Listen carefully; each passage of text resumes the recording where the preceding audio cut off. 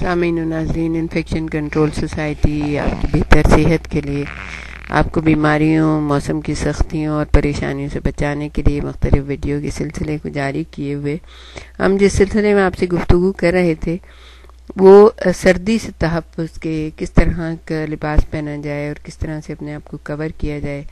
کیونکہ مغرب میں تو ظاہر ہے کہ سردی میں پھر بھی کچھ نہ کچھ طریقہ ہوتا ہے اپنے آپ کو سیف کرنے کا، لیکن ہمارے جیسے علاقوں میں جہاں پہ بہت زیادہ سردی پڑتی ہے اور مشرقی علاقہ جات جو ہے وہاں پہ بہت لوگ پرابلم میں آ جاتے ہیں، یا کبھی جیسے سڑکوں پہ لوگ سو رہے ہوتے ہیں گرمی مطلب سردی کے موسم میں، تو وہ بھی بہت زیادہ ایک دم سے آپ نے سنا ہوگا یا اخباروں میں پڑھا ہوگا کہ کس طرح ٹھٹے ہوئے لوگ ملتے ہیں۔ تو اس کے لیے ہم آپ کو یہ بتائیں گے کہ بہت اپنے آپ کو محفوظ رکھنا چاہیے۔ انسان کی زندگی جو ہے نا ایک ہی دفعہ ملی اور اس کو بہت ہی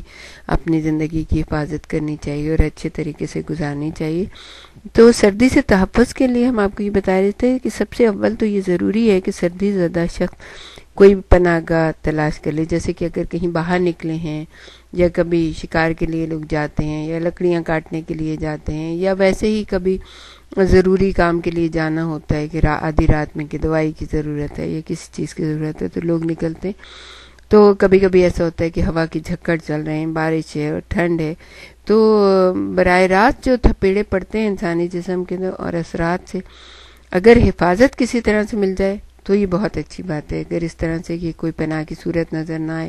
اور آپ اپنے جو جائے قیام ہے اس تک نہ پہنچ سکیں یا آپ کی سواری بھی دور ہے، تو آپ کو کوئی اگر درختوں کا جھنڈ نظر آ جائے، کوئی پرانا کھنڈر یا سایہ دار سائبان، جہاں بھی ہو آپ کوئی جگہ تلاش کریں جہاں فوری آپ کو پناہ مل سکے۔ اگر آپ اپنے جائے قیام کے قریب ہیں تو فوری طور پر اپنے عمارت میں داخل ہو جائیں، اور زندگی کو تحفظ دینے کا سب سے بہتر طریقہ یہی ہے۔ اگر ممکن ہو تو یہ بھی ضروری ہے کہ سردی کا مارا ہوا شخص اپنے گیلے کپڑے فوراً تبدیل کر کے خشک لباس پہن لے۔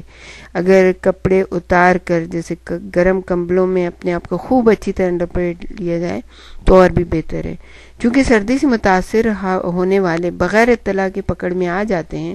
اور ان کے پاس سردی سے تحفظ کا کوئی انتظام مثلا کمبل وغیرہ نہیں ہوتا، اس لیے صورتحال کی اصلاح اور ماحول کو گرم کرنے کے لیے اگر ممکن ہو تو آگ جلائی جائے۔ اور اسی لیے ہم نے پہلے آپ سے یہ کہا تھا کہ ہمیشہ جب بھی باہر نکلیں تو کم از کم ماچس اور کچھ ایسی چیز آپ کے پاس ہونی چاہیے تاکہ جو ہے آپ اپنے آپ کو محفوظ رکھیں۔ آگ کے سامنے اگر کچھ اور لوگ بھی ہوں تو تندرست لوگ مل کر قریب بیٹھ جائیں، اور سردی زدہ شخص ننگی زمین پر نہیں بیٹھے، پتھروں پر نہیں بیٹھے، اس طرح اس کے جسم کی حرارت تیزی سے زائل ہو جائے گی۔